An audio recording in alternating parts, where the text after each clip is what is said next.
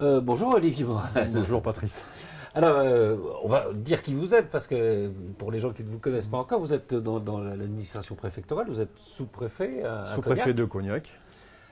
Vous avez été longtemps en prison, 20 mais 22, du bon côté des barreaux, si je peux dire. 22 ans, ouais. 22 ans dans l'administration pénitentiaire. Ouais, j'étais directeur de prison, directeur d'établissement, on appelle ça comme on veut. Donc je dirigeais des prisons pendant 22 ans, dont la dernière, Poissy. La centrale de Poissy. La centrale de Poissy. Et c'est votre troisième livre. Alors, il y avait un livre Donc sur tu as vu Le Taulier, le taulier. ouais, chez Fayard, qui était sorti en 2010. Après, donc, je me suis laissé aller à ma petite passion qui était l'écriture de polar. Donc j'ai sorti un polar, L'Hôtel des Naufragés, et là, donc Au-dessus des horizons verticaux, sorti au mois de septembre. Au le mois de 18. septembre, aux éditions La Joigny. C'est Ouais. de ça qu'on va parler évidemment euh, aujourd'hui. Alors, d'abord, peut-être, est-ce que cette idée d'écrire des romans policiers, est-ce qu'elle vous tient depuis longtemps? Est-ce que les fonctions que vous avez pu exercer auparavant vous ont donné des idées pour écrire ces polars? Alors pour tout dire, il y a une mini-scène qu'on Non, en trouve. prison. Il y a une mini-scène dans ce Oui. roman que j'ai écrit l'été du bac. J'avais 18 ans déjà, donc j'adorais écrire des petites nouvelles, un Ah petit oui. peu d'espionnage, un petit peu des nouvelles policières. Puis bon, après, évidemment, il y a de la vie est passée par là. Je suis rentré dans la pénitentiaire et puis lorsque je me suis remis à l'écriture avec cette fois-ci l'intention de publier, parce que c'est toujours bien de raconter une histoire, mais de la raconter à beaucoup de monde, hein, de la partager. Eh bien, je me suis dit, en faisant un retour sur les 22 ans de pénitentiaire que j'avais vécu, j'avais vraiment de quoi, De quoi nourrir, de la matière. nourrir votre, Ouais, votre j'avais vraiment de imagination. la matière. Alors, on va parler du livre. Évidemment, quand on l'ouvre, d'abord, il y a des scènes qui se déroulent, qui sont écrites très rapidement, hein, des scènes qui se succèdent, et des chapitres très très courts, on passe d'un univers à un autre très vite. On va parler un peu des personnages ensuite. C'est presque très cinématographique hein, comme écriture. Et ça commence quand même extrêmement violemment. Enfin, il y a des morts, il y a toujours, avec cette phrase, des gens qui se suicident, qui disparaissent, qui sont assassinés, on ne sait pas très bien, et qui disent tous j'accepte le châtiment qui m'a conduit au-dessus des horizons verticaux. Et au-dessus des horizons verticaux, c'est le titre de ce livre. Titre évidemment très énigmatique. Qu'est-ce que ça veut dire au-dessus des horizons verticaux? Alors, les horizons verticaux, ça sort d'une étude d'un biochimiste qui s'est aperçu que souvent, après ce qu'on appelle les expériences de mort imminente, les EMI, les gens décrivent le phénomène du tunnel blanc, C'est ça. mais également un phénomène de renversement des horizons qui deviennent verticaux. Et donc, par extension, l'horizon vertical, c'est la mort. Alors, je disais, il y a des chapitres très courts, des morts assez violentes. Il y a aussi des scènes de torture terribles. Enfin, est-ce que vous avez il y a une fascination chez vous pour la violence? Non. Enfin, quand je dis fascination, ça peut être fascination-répulsion. Hein, Oui, non, en fait, j'utilise la violence pour, comment dire, optimiser, sublimer presque le style que j'essaye d'impulser sur un polar, qui est d'avoir quelque chose de très visuel, comme vous disiez tout à l'heure, et de super rythmé, quoi. C'est surtout ça. En fait, les crimes viennent comme une espèce de ponctuation dans l'histoire pour que, quand même, le lecteur arrive à s'oxygéner un petit peu dans l'histoire, mais au final soit un petit peu perdu dans l'histoire, ne sache pas finalement qui est le tueur, comment ça peut évoluer, et arriver au suspense final, aux révélations de la fin du roman. mais quand même, il faut les imaginer, ces scènes.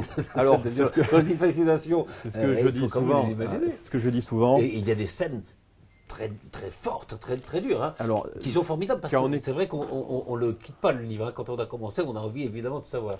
quand on écrit un polar, soit l'auteur ne sait rien et il invente tout, Oui. ce qui est le cas Beaucoup, voilà, c'est vrai, d'auteurs ouais. qui n'ont pas évolué dans le milieu de la police, de la criminalistique, etc. Soit on sait tout ou beaucoup de choses, et croyez-moi, on est obligé de se brider. Parce que il y a quand même une constante, c'est que rien n'est aussi horrible que le crime en vrai, quoi. Le crime en vrai. Et il est vrai que, bon, après 22 ans dans les prisons, notamment, j'ai quand même géré pas mal de prisons avec des détenus très, très dangereux.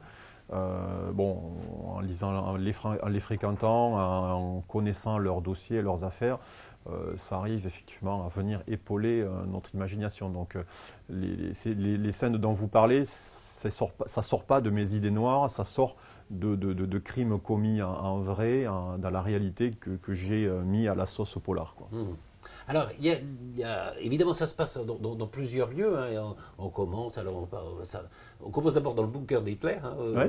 au début, et puis après on part à notre époque, à Paris, puis à Saint-Jean-de-Luz, on va au Nicaragua, on ira à Versailles aussi, Oui. enfin, Au Maroc. Au Maroc, absolument, notamment en prison au Maroc. C'est pour ça que je disais qu'il y avait une scène de prison, dans beaucoup de lieux. Et avec des crimes, alors on ne sait pas très bien pourquoi ces gens meurent, qui les tuent, est-ce qu'ils se tuent eux-mêmes, est-ce qu'ils finissent par se suicider. Et puis il y a aussi un flic qui est très intéressant, dont le surnom est Zach. Zach Beckler. Zach Beckler, qui, comme souvent hein, dans les polars, sont des gens qui sont aux prises avec leurs propres démons. C'est-à-dire que lui, il est un peu alcoolique, on apprendra qu'il y a eu un drame d'abord dans sa famille. Sa fille va être enlevée, ce qui est un des ressorts du livre. Vous avez un peu travaillé aussi avec les policiers, évidemment. Ouais. Vous avez connu comme ça, beaucoup de flics sont comme ça, sujet à des démons internes. Alors là, j'ai quand même poussé le trait assez loin. C'est un personnage très romanesque. Maintenant, c'est vrai que quand je discute avec des collègues de la police qui, au quotidien, fréquentent, côtoient la mort, la vraie, hein, pas celle qu'on voit dans les polars, mais la vraie. La mère de famille qui vient de tuer son enfant en l'éviscérant ou des braquages qui tournent mal. Bon, c'est vrai qu'à partir d'un certain nombre d'années, il peut y avoir une certaine lassitude et effectivement une fatigue psychique, psychologique. Et puis effectivement, on voit dans l'actualité tous les jours que certains collègues de la police mettent fin à leur jour. Hein. C'est un vrai problème dans la police nationale parce qu'il y a eu un accès immédiat à l'arme de service. Et puis, il y a effectivement des troubles psychologiques qui peuvent être aggravés par ailleurs par des difficultés familiales. Mais c'est vrai que si on cumule à la fois des problèmes personnels, des problèmes familiaux, plus des choses pas très sympas au travail, ça peut dégénérer. Et c'est le cas de ce commissaire. C'est le cas pour Zach. Pour Zach, qui va avoir. Alors c'est vrai qu'à un moment, enfin, je ne sais pas si on ne sait jamais dans les polars jusqu'où on peut raconter les choses, mais il trouve le type qui a enlevé sa fille. Et il va lui faire passer un sale moment, si je peux dire. Alors, je ne sais pas si on peut le raconter ou pas. Oui, mais c'est aussi une thématique forte dans ce polar, c'est-à-dire que ce soit un criminel ou un flic, ou un policier, jusqu'où, voire même un homme normal, hein, vous et moi, jusqu'où est-ce qu'on serait prêt à aller pour se venger de quelqu'un qui nous a fait du mal, et en l'espèce qui a fait du mal à quelqu'un dans nos familles. Et là, c'est une question qu'on se pose dans ce polar, et on fait plus que se la poser puisqu'on a les réponses. Et c'est ça qui est intéressant aussi, parce qu'on peut s'interroger après, est-ce qu'il y a un bien et un mal? Est-ce qu'il y a les bons et les méchants? Quelle est votre réponse par rapport à ça? Parce que même si on voit bien qu'il y a des assassins d'un côté, des victimes de l'autre, et même si c'est des vengeances, il y a aussi l'utilisation du mal. Est-ce que vous vous êtes posé des questions morales comme ça en écrivant?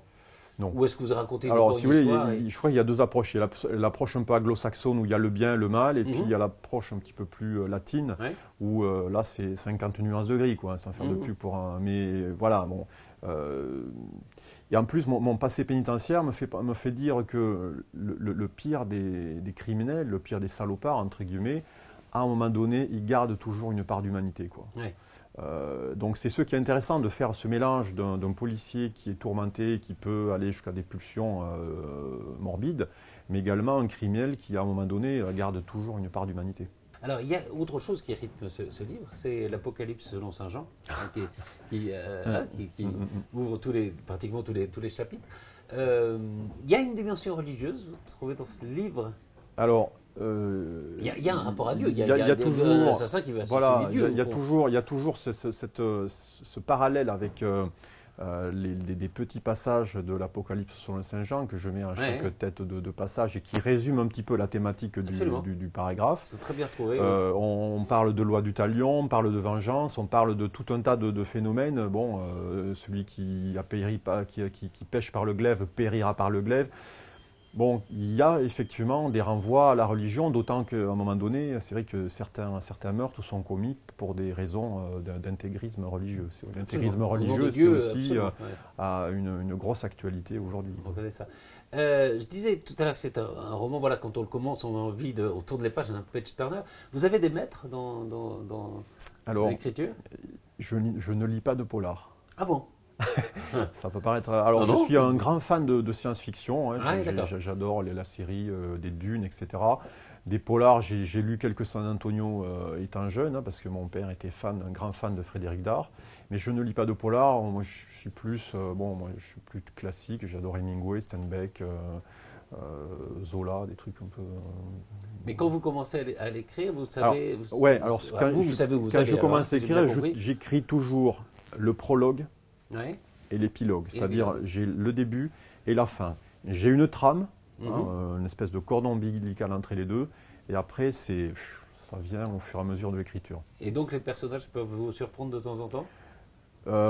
J'essaye de faire en sorte que ça me surprenne. Ça me surprenne, bien sûr. Bien sûr. C'est ce qui est aussi intéressant, c'est que même moi, quand j'écris, je vis une espèce d'aventure, quoi. Parce que j'ai pas de, voilà, je laisse les choses se dérouler. Il y a bien sûr une ossature parce qu'il faut toujours qu'il y ait un plan.